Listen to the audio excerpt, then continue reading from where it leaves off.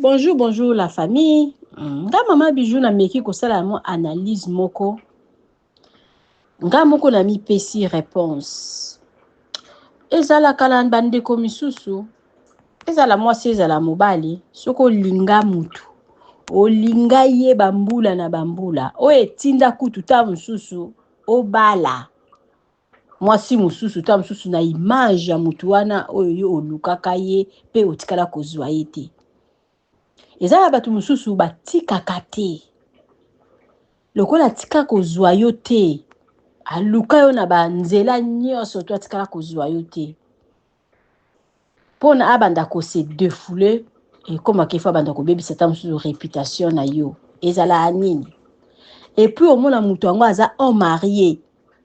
Alors kende partout ta mususu ba place azo kende ta mususu ko samba partout na ba tribunal.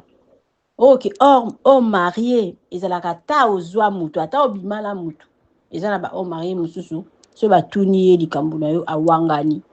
Mais ezala ba homme marié oyo ta mususu a reva yo vi na ye mobimba tikala kozwa yo te. Akoma siko bilobela. Omona ata li dossier wana te, série wana azalaka mwasi na ngai. Série wana nazalaka na ye na madame mwasi na ngai ndako. Azalaka mwasi na ngai. Ezala nini?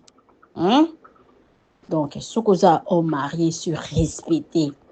Sur respecter, pesa mwasi na oube basi na yo respect. Donc, maman bijou na asi na lobi eloko.